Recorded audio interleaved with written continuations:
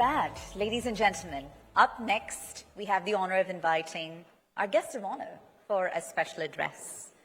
Without further ado, ladies and gentlemen, he's been a strong voice for social progress, inclusive development, and education-led empowerment. And we look forward to her perspectives and insights as she addresses the gathering. I ask that you please join me in welcoming Dr. Kanimozhi NVN Somu, Honorable Member of Rajya Sabha, Tamil Nadu. Huge round of applause once again for our guest of honor. Ma'am, we ask that you please kindly do join us on stage, take the podium and address our August gathering with some words of wisdom and what promises to be a highly inspirational address. Dr. Kanimozhi NVN Somu, a huge round of applause, please.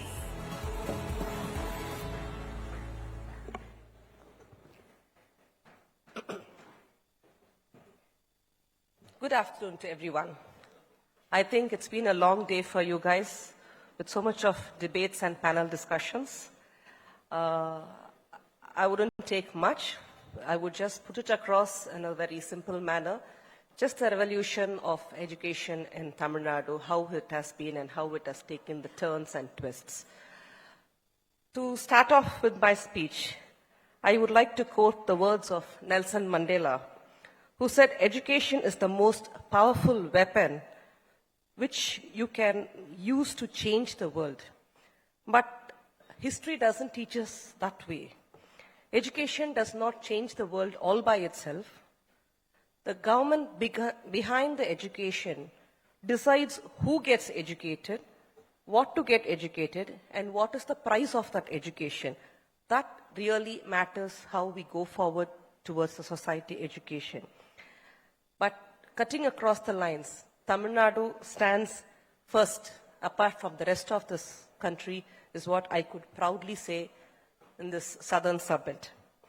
Tamil Nadu has made its choice very early, decades before, and treated the state's education as not as just a welfare commodity or a market commodity, but as the Dravidian movement treated education as a tool of social justice and a core responsibility of the state. That single choice, which repeatedly came over the decades, is the reason why Tamil Nadu today stands far ahead of the national average in almost all the indices. The current DMK government, just last week, they had organized an event which is called Tamil Nadu Excels in Education, which means Kalviyil Siranda Tamil Nadu, in which we would have watched it on the TV with so many achievers who spoke about the educational journey which they had it during the reign of DMK. We would have heard of one daughter of a BD rolling worker who had secured an IPS position, and a son whose father had passed away and who had attained an IAS position. We should really thank that single mother for doing with all these efforts. The children of the daily wager laborers who had secured employment through the Nan Modalvan schemes. And children from the poor Dalit families have gone to pursue higher educations and reach out to foreign universities through the schemes given by the Dravidian model government. As all these success stories and are the testaments of the success of the Dravidian model under the leadership of our Chief Minister, who followed the footprints of Thandai Periyar, Peraringer Anna, Muttamazharinger Dr. Kalaignar. Our Thalapathy MKS prioritized the social justice and inclusivity in education to achieve what the rest of the country set to achieve by 2030. We could call it a pride of Tamil Nadu. Tamil Nadu's vision for inclusive and sustainable economic development based on equality and social justice. That was the motto of us.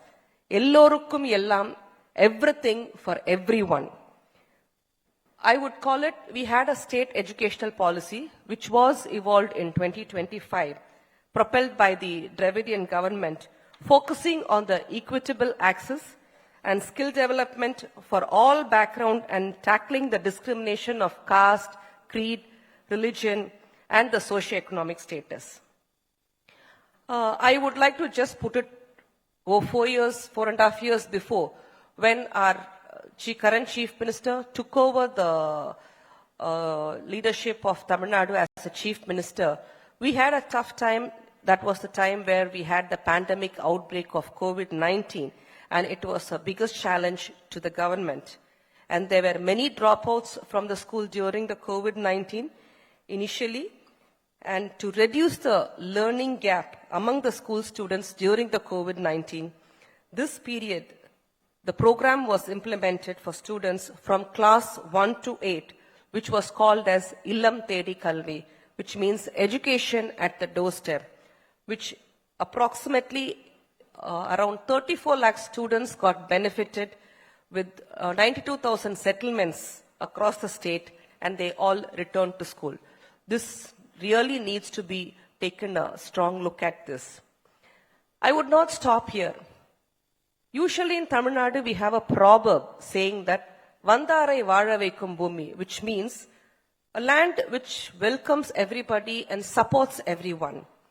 In that way, we are also educating and giving quality education to the migrant workers who come and live in Tamil Nadu, which we usually call in Tamil as Pulampeyarndavargal. When the 10th grade public examination results was announced, we had a student by the name Jia Kumari from Bihar, who studied at the government school in the Kol Bazaar near the St. Thomas Mount, had scored 93 marks in Tamil.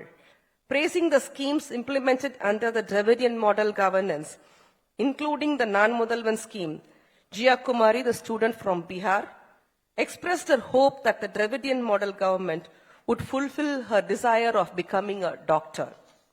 I think she lands there. Just as the quality education is provided to children born in Tamil Nadu, the government's free education scheme is cutting across given to the other state people who come to live here without any discrimination. This was also appreciated by the Bihar officials. Around April 2024, around 250 officials from 40 districts had visited Tamil Nadu from the Bihar district, gave a statement saying that Tamil Nadu education standards are sky high. And that statement was not made by Tamil Nadu people. It was made by the Bihar people and Bihar officials who visited Tamil Nadu. But this was not just achieved over a day night or just over the last 5 years, with what I would say. It really took a century for us to reach here. Education and employment were given importance during the time from the Justice Party, a party that struggled for the demand of education and employment opportunities way behind 100 years ago. Most importantly was the communal representation which was introduced during the Justice Party rules. Since the party was there for only a short period, they were not able to implement many schemes. After the rule of the Justice Party, following the DMK's rise in power in 1967, schemes were implemented to ensure that education and employment opportunities were available to all and common people. It is because of such schemes, which was been evolving of all these decades, Tamil Nadu today has the highest gross enrollment ratio, around 51.3% in India, compared to the overall GER of 28.4. I think Tamil Nadu is double that of India. This is mainly because of the schemes implemented by the Justice Party era to the DMK rule, and this is why the reason Tamil Nadu is a leading state in education. During the Justice Party, the midday meals program was first provided. Then it was taken up by our ex-Chief Minister, late Chief Minister Kamaraj, and then it was during the period of MGR time. And when Kalangar came back to the power, in the same midday meal program, eggs were also introduced to give protein to the school students. And now, the current CM has gone to the next level of bringing in the breakfast scheme programs, which would bring in more entries of students, not only the midday meal, but also the breakfast scheme program, which was implemented by our Chief Minister. Particularly to say, very importantly, about the higher education in Tamil Nadu, I would just like to put some statistics in front of you. Tamil Nadu has 22 universities, Out of these, 19 universities were established after 1967 during the Dravidian regimes. In total, there were 52 universities, including both government and private institutions. 37 colleges from Tamil Nadu have been included in the top 100 college list, which was released by the Union Ministry of Education in 2024. There are 3,500 engineering colleges across India. Out of these, 502 engineering colleges are located in Tamil Nadu alone. And 14 engineering colleges out of that brings into the top 100 colleges in all over India. The Union government selected and published a list of top 100 colleges in all categories. In this list, Tamil Nadu has 22 universities, 7 medical colleges, 12 pharmacy colleges, and 11 management institutions. And among the top 50 state universities, 10 are from Tamil Nadu. Among the top research institutes, 9 are from Tamil Nadu. And among the top 40 dental colleges, 9 are from Tamil Nadu. Overall, the IIT Madras has secured the first position as the best university in India, and Anna University has been ranked as the best state university. Similarly, out of the top 926 educational institutions in India, 165 is located in Tamil Nadu. All these are due to the Dravidian regime. Here are the few schemes which has been implemented by the Dravidian model government.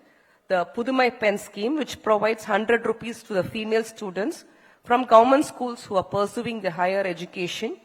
This scheme brought in an increased number of female students into the higher education by 27%. And the 7.5 reservation for professional courses, as soon as the DMK government assumed office, was extended to professional courses such as engineering, agricultural, veterinary science, fisheries, and law. In addition to the 7.5 reservation, an order was issued stating that the government would bear the tuition fees, hostel fees, counseling, transportation costs for students who benefit under this reservation, and also immediately allocated funds for it. The next scheme, the Tamil Pudalvan scheme, around 380,000 students were benefited from this scheme. The Ennum Ezhuthum scheme, the Vanavil Mandram, the Nammapalli Namma Ooru scheme, and College Kanavu are the schemes implemented for education under the Dravidian model government.